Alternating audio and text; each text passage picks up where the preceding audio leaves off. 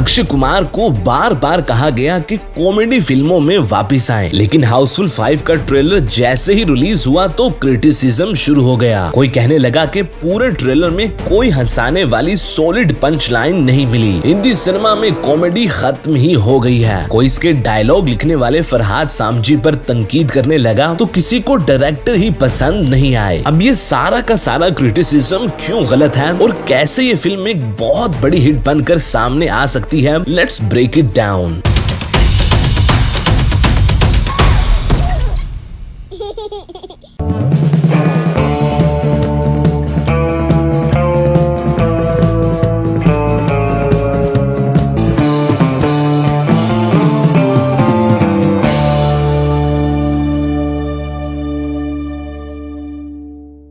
अब सबसे पहले तो कॉमेडी वाले पॉइंट को देख लें। ट्रेलर देखते ही लोग कहने लगे कि इस पूरे ट्रेलर में कोई सॉलिड पंच लाइन नहीं थी। इवन यहाँ तक कह दिया गया कि हिंदी सिनेमा में कॉमेडी खत्म ही हो गई है। अब सबसे पहले तो ये समझने की जरूरत है कि हाउसफुल 5 कोई स्टैंड अप कॉमेडी या कोई रोस्टिंग शो नहीं है कि जिसे देखते ही लोगों को सब कुछ समझ आ जाए और वो हंसने पर मजबूर हो जाए, बल्कि ऐसी फिल्मों में सिचुएशनल कॉमेडी होती है। यानी जिस तरह स्टोरी अनफोल्ड हो रही है वो लोगों को हंसने पर मजबूर करती है, जिस तरह के दे दनादन, गोलमाल और हाउसफुल की पिछली सारी फिल्मों में देखा गया। इसलिए फिल्म लोगों को कितना हंसाएगी ये फिल्म देखने के बाद ही पता चल सकेगा। दूसरा ऑब्जेक्शन इस फिल्म पर यह लगाया गया कि इसके डायलॉग राइटर भी फरहाद सामजी ही हैं। अब हमारे यहाँ होता यह है कि अगर किसी ने कोई एक फिल्म भी फ्लॉप दे दी तो फेलियर को उसके साथ ही जोड़ दिया जाता है कि ये बंदा इस फिल्म के साथ जुड़ गया तो इट मीन्स कि फिल्म बहुत ही बोरिंग होगी। हालांकि हाउसफुल 2, 3, 4 और अब 5 इन सारों के डायलॉग्स फरहाद सामजी ने ही लिखे हैं। और ना सिर्फ ये बल्कि फरहाद ही Double Dhamaal, Golmaal Returns, Golmaal 3, Chennai Express, Ready, Singham Returns और बोल बच्चन जैसी फिल्मों के लिए भी डायलॉग्स लिख चुके हैं। और ये सारी की सारी आइकॉनिक फिल्में अभी भी लोग पसंद करते हैं। इसलिए ये क्रिटिसिज्म भी फिल्म देखने से पहले बिल्कुल सही नहीं। जबकि कुछ लोगों को इस फिल्म के डायरेक्टर भी पसंद नहीं आए क्योंकि उन्होंने इससे पहले ड्राइव फिल्म डायरेक्ट की थी। अब अगेन सिर्फ एक फिल्म की वजह से किसी को फेलियर डिक्लेयर कर देना इलॉजिकल है। अगर उनके करियर को देखा जाए तो हाउसफुल 5 से पहले उन्होंने सिर्फ 2 फिल्में ही डायरेक्ट की हैं। एक 2008 में जबकि दूसरी 2019 में। 2008 में दोस्ताना फिल्म रिलीज की जो कि सक्सेस बनकर सामने आई, जबकि 2019 में ड्राइव फिल्म डायरेक्ट ही OTT पर रिलीज की गई, जिसका मतलब है कि वो भी फाइनेंशियली फायदा ही दे चुकी है। और अगर देखा जाए तो उस वक्त कोविड स्टार्ट हो रहा था जिसकी वजह से भी फिल्म की हाइप उतनी क्रिएट नहीं हो सकी और 2-3 दफा पोस्टपोन होने के बाद उसे डायरेक्ट ही नेटफ्लिक्स पर रिलीज कर दिया गया। लेकिन फाइनेंशियली देखा जाए तो उनकी दोनों पिछली फिल्मों ने फायदा ही दिया है। इसलिए हाउसफुल 5 पर होने वाला सारा का सारा क्रिटिसिज्म अभी के लिए तो बिल्कुल गलत है और इसी के जरिए उन सारी चीजों को इग्नोर कर दिया गया जो हाउसफुल 5 को एक बहुत बड़ी हिट बना सकती हैं। अब सबसे पहले तो ये एक फ्रेंचाइज फिल्म है और फ्रेंचाइज फिल्में आजकल आसानी से हिट हो रही हैं। जस्ट रिसेंटली अक्षय कुमार की ही फिल्म केसरी चैप्टर 2 हिट हो गई। हालांकि उसका केसरी 1 से कोई लेना देना ही नहीं था, लेकिन जस्ट उससे फ्रेंचाइज का हिस्सा बनाकर कामयाबी हासिल कर ली गई। And same thing goes with oh my God 2, जबकि हाउसफुल 5 तो एक एक्चुअल फ्रेंचाइज फिल्म है जिसके पिछले चारों पार्ट्स कामयाब हुए और ये इंडिया की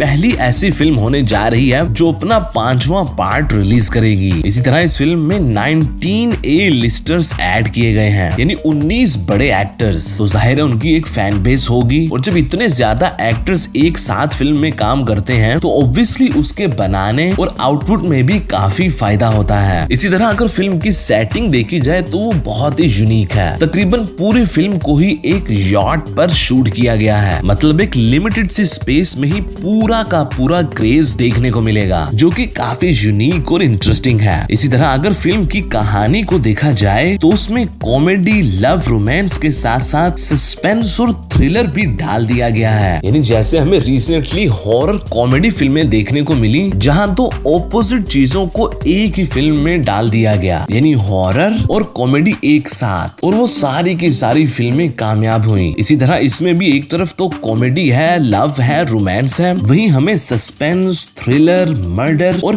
किलर भी देखने देखने को मिलेगा, जो स्टोरी को बहुत ही पावरफुल बना रहा है। जबकि last but not the least, इस फिल्म की 2 एंडिंग होंगी, विच इज हिस्टोरिकल, क्योंकि ऐसा पहले कभी फिल्मों में देखने को नहीं मिला। यानी एक थिएटर में फिल्म की एंडिंग कुछ और होगी, जबकि दूसरे थिएटर में कुछ और, जिसका मतलब है कि इस फिल्म की रिपीट वैल्यू ऑटोमेटिकली बढ़ जाती है, क्योंकि हर कोई इसे एटलीस्ट 2 टाइम्स तो देखेगा ही। और अगर ये फिल्म लोगों को अच्छी लग गई तो डेफिनेटली 2 से ज्यादा दफा देखी जाएगी, जो अल्टीमेटली इसके बॉक्स ऑफिस बिजनेस को ही फायदा देगा।